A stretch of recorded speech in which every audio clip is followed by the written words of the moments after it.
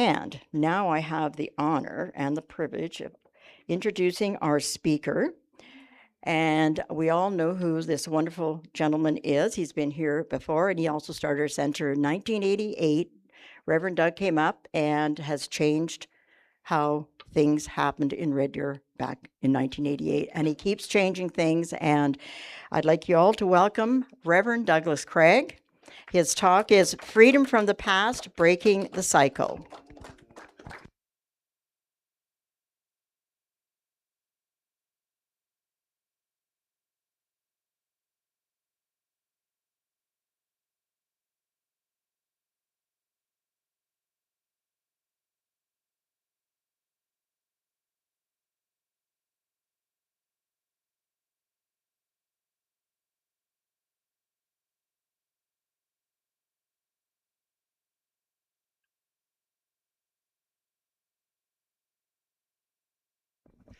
Well, good morning, everyone. Yeehaw!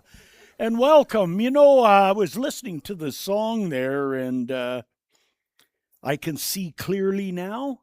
And it was really interesting. But one of the things that we got to understand very clearly is not all storms come to disrupt our life, some come to clear our path.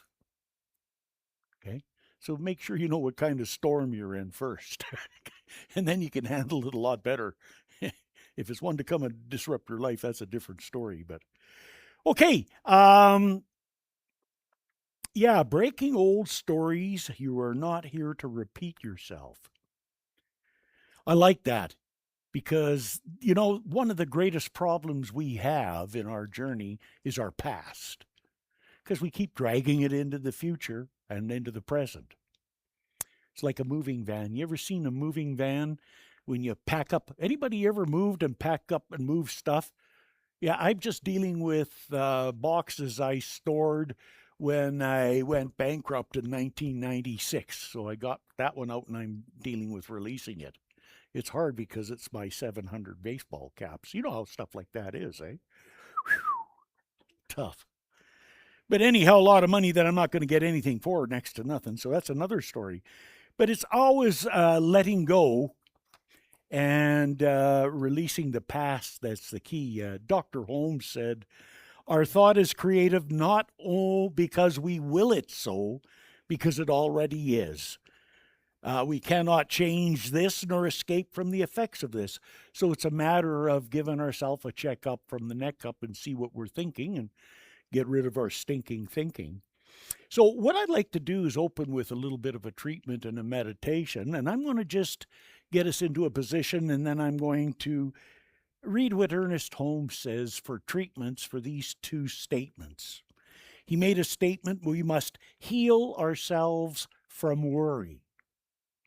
And he said, we must not have fear for the future. So that's your past and your future. So just join with me in consciousness and let's go within to that quiet, sacred, still spot within. And as we do that, we acknowledge that the universal power and presence, which most of us call God, doesn't matter what you call it, it is only one presence and one power. And each of us are part of this power and presence, which is everywhere. There's not a spot where God is not. And so each one of us is a unique, individualized expression of spirit, doing it in our own unique, special way, and have all access to the attributes and the abilities and the laws of how spirit works through us, by means of us, for us. So we must not heal ourselves, or we must heal ourselves from worry. And in this stillness, I declare there is nothing arising out of the past that can disturb me. The past, present, and the future are one unbroken stream of good. I loose all thoughts that in the past have caused anxiety. The spirit knows no past and is not affected by the belief in any. The past is swallowed up in the victory of a perfect present, which is filled with love and protection.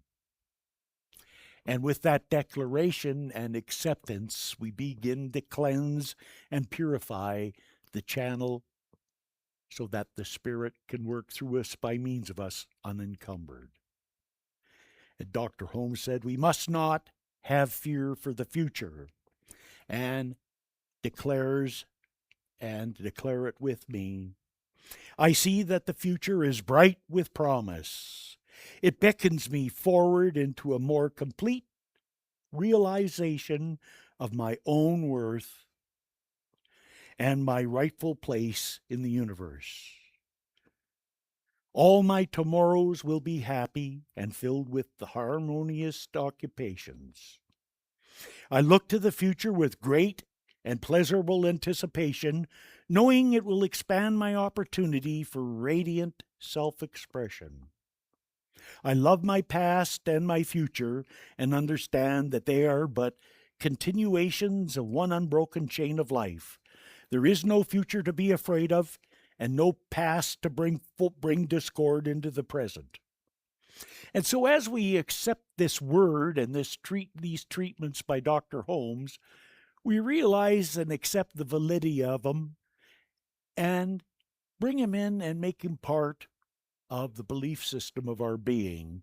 And with that, we know we move in and move forward unencumbered by worrying of the past and the fear of the future, knowing that God works through us and guides us, leads us, directs us, and inspires us every step of the way.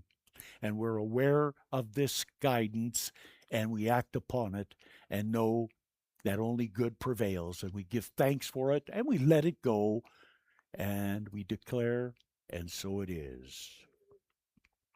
Yeah, so it's all about, part of this is about the past. And that's the biggest problem that we all have. Really, it's just the past. Most of the things that you are preoccupied with today, rather than enjoying the day experience and what you can create, the majority of it that doesn't go in there is disturbed by something that happened in the past that you're worrying about. A, or B, you're worrying about something that'll happen in the future. Let me give you an example. Is there anybody here ever been worried about not having enough money to make it through at the end of the month? Has anybody ever worried about that off and on an occasion over the years? Yeah, and guess what? We're all here. And we look like we're doing not too bad. So, if you'd have known you were going to be like this and not having been too bad, would you have really worried? Of course, the answer is no. And that's what I remind people all the time when they're worried about something. Okay? Get rid of it. It doesn't work. So, and you can't have a breakthrough till you have a breakdown. You can't bring something new into this experience before this experience is broken down and letting go of. I think Jesus said it better when he said you can't put new wine into an old wineskin. People go, well, what's that got to do with it? Well, you see, the wineskin in those days were sheep gut. So that's what they poured the wine in. And if you put new wine in there, it was still a little expansive in that until it settled. So if you put it into an old wineskin that hardened, new wine expanded, it would shatter it and leak. Okay? So the parable, he was talking about the factual part of it, but the inner part of it is, hey, you can't put something new in your mind unless you're going to let go of something old that doesn't gel with it.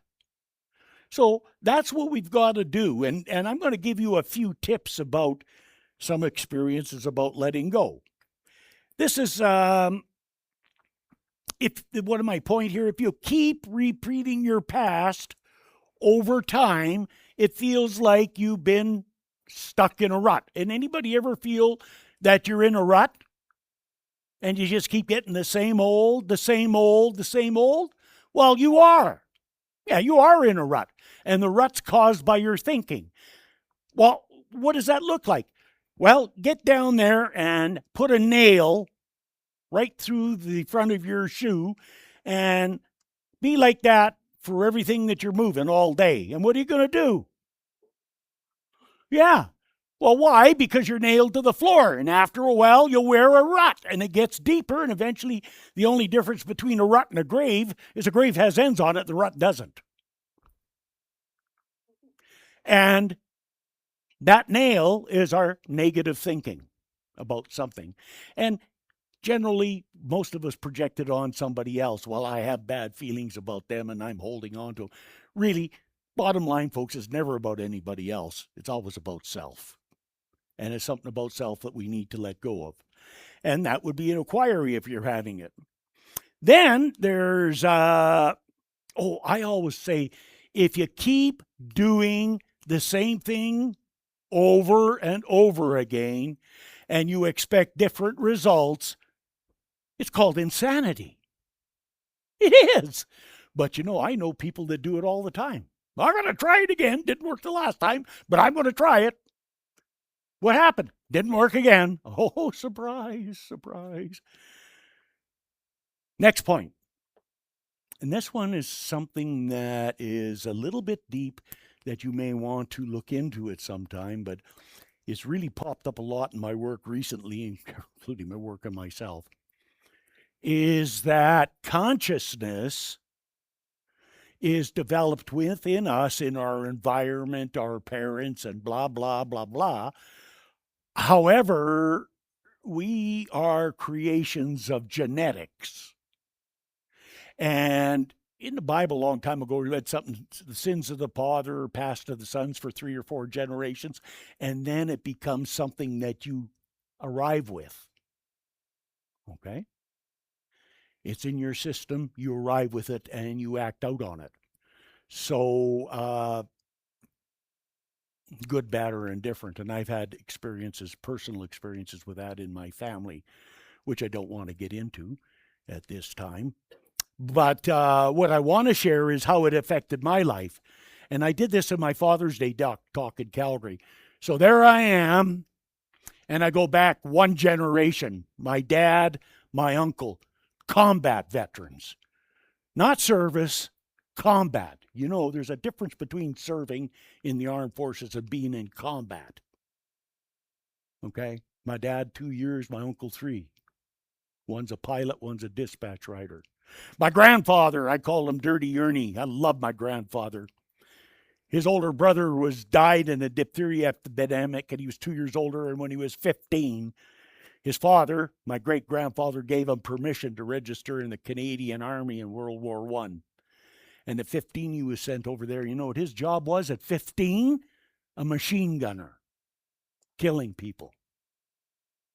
And until he got sent into battle and was shot 3 times himself, had a horrible experience. And 17, he was hospitalized, met a woman, discharged to back home farming in Cochrane before he was 18 years old.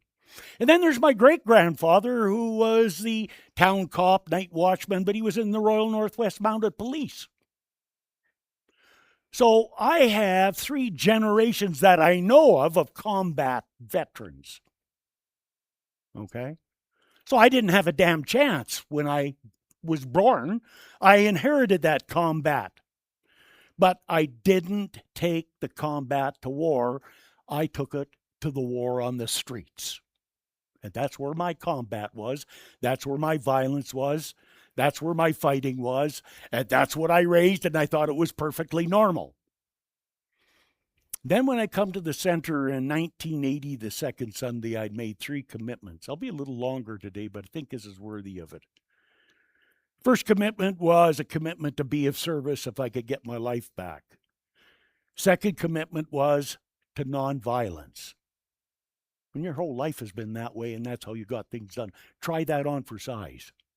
For you, it wouldn't be a problem, but for me, it was a major one. You could ask Vera. She knows all about some of that. In fact, she seen me in live action on a police car one night on top of it. But that's another story.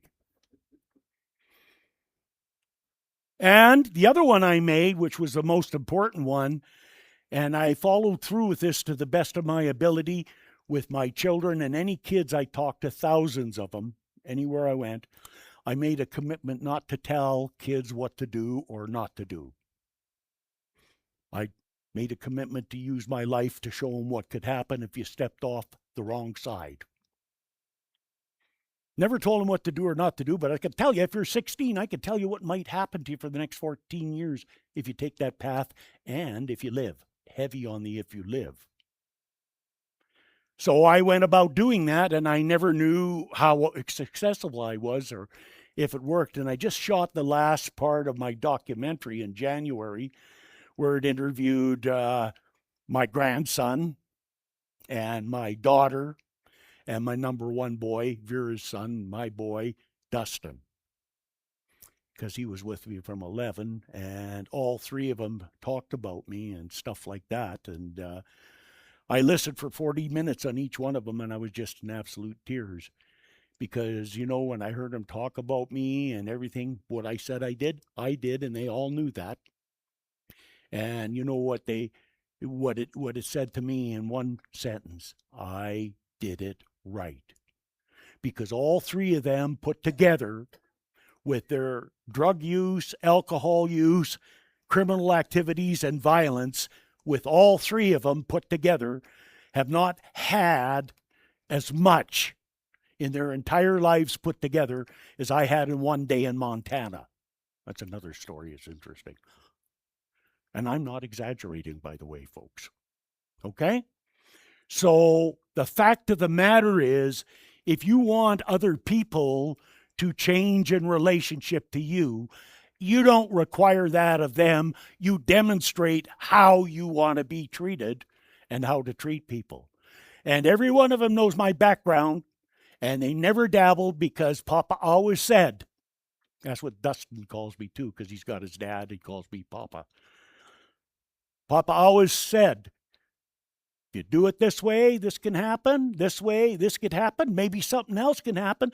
But if you go here, this is what can happen. And Papa could tell you that, because that's what I did.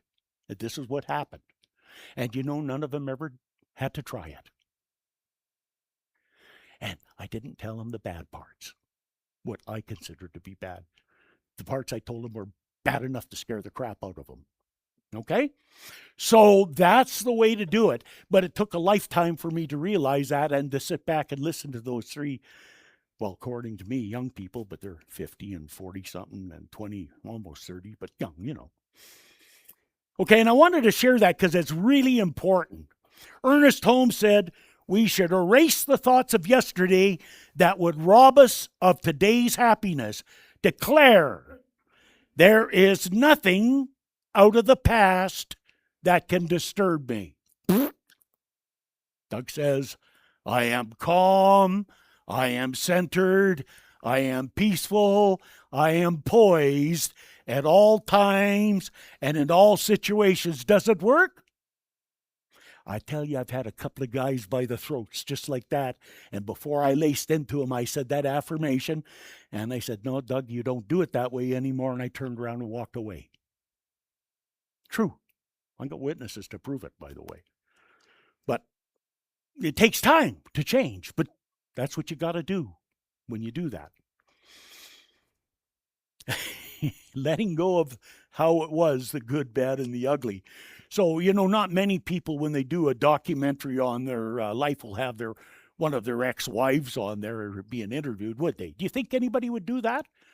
People would think you're nuts. Well, Vera was on there interviewing, and the basic question, why do you think Doug asked you there to do that? Well, she said, I'm the only one of everybody that knows the good, the bad, and the ugly, which is true, because I've known her since she's been 16, so that's another story, okay?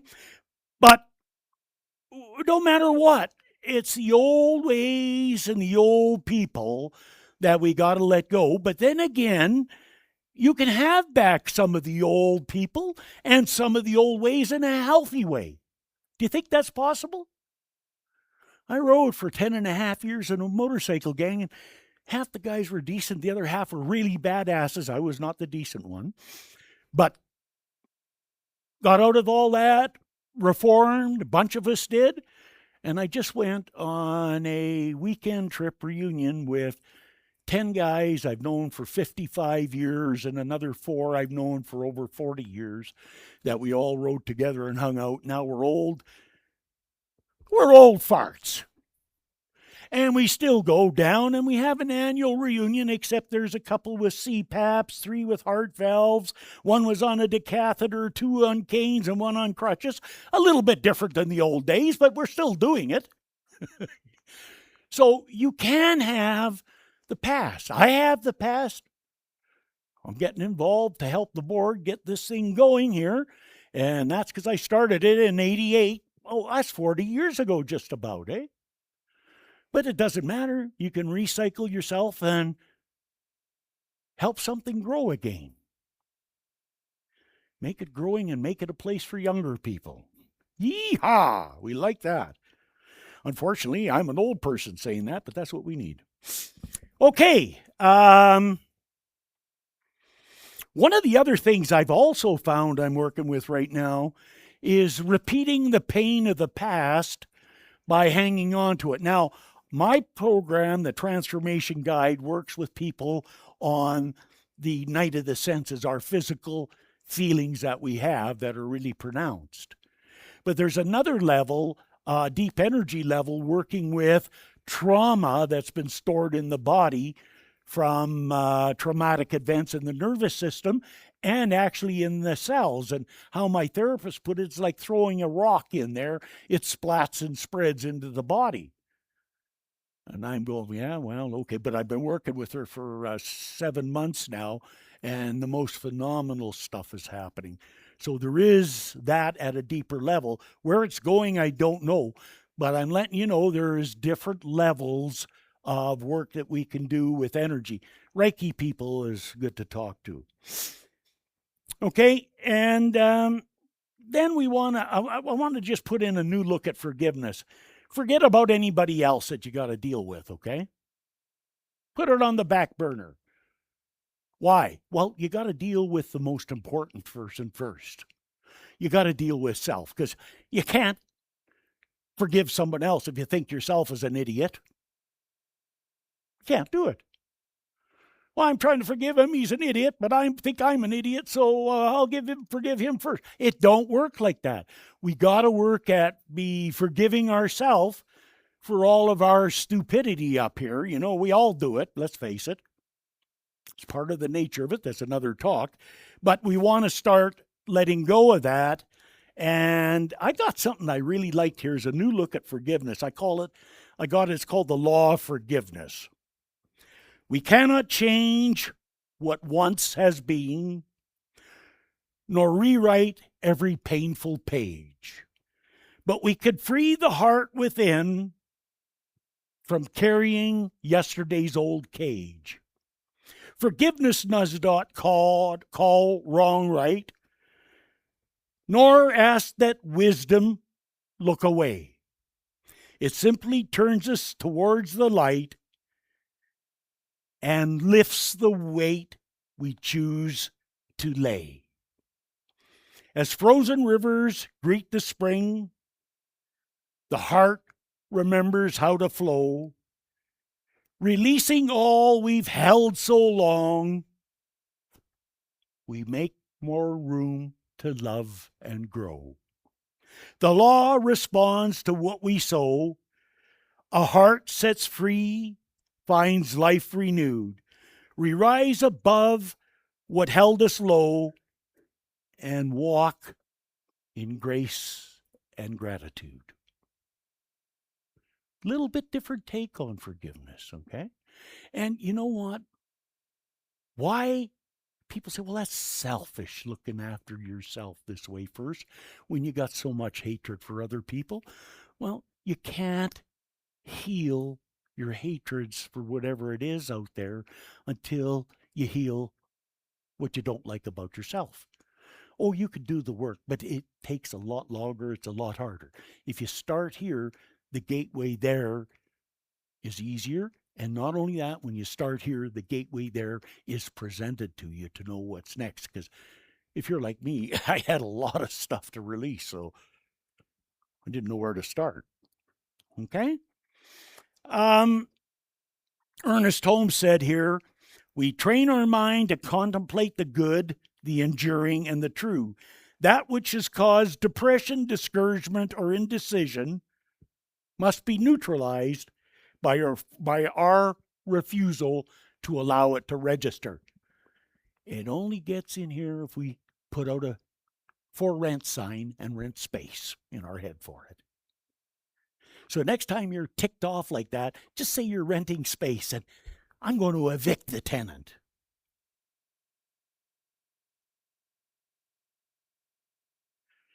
Okay, and then there's always the releasing of the negative self-belief system, which I do in the program. I don't want to get into there. So, what my idea here is that you have got some idea about how important it is for each of us individually to look at what we're hanging on to that does not serve our highest purpose. And keep in mind, it doesn't matter. It's not about anybody else, because if it doesn't serve our highest purpose and we're doing it out there, it won't serve anybody. It just creates problems for us. So we want to try to do that and practice that to the best of our ability and go with the change. We're going to be going through some stark changes here as individuals and as the center in the near future, because we've got some great ideas, and you're going to be hearing about them from our president probably in a week or two, okay, with a letter and an announcement. And I think you'll be quite excited. I am. Of course, all I got to do is come up with ideas and tell people what to do. That's the easy part, but of course, I happen to know what to do most of the time. And I like telling people what to do. Does anybody else like telling people what to do here? Is it just me? Yeah. And by the way, if you ever see, and I got to tell you, this is a little aside, it's personal, but if you ever see Vera and I get into a squabble, it's not because she's my ex and that, because we only had a 5-year thing. We've had a 50, that's 5 years. The other 52-year fling has just been friends, like actually brother and sister. So we do a lot of the sibling stuff. So ask Mandy about it's different than relationships. She knows and she sees it, and it just happens. But you know, so that's okay, long as you know your place and you let other people know in case they see it too, because it's pretty hard when you work with your ex doing something like this, eh? You have to have your place, head in the right place, and most people can't get their mind wrapped around it. And that's what we're all about. We're all about doing stuff for ourselves that, hey, we couldn't get our mind wrapped around, but why not expand our circle of influence and go try something different? People say, I'm too old. Oh, I guess I'm too old to do this? No, the hell with that. Well, when are you going to stop? When they plant me. Case closed. And so it is.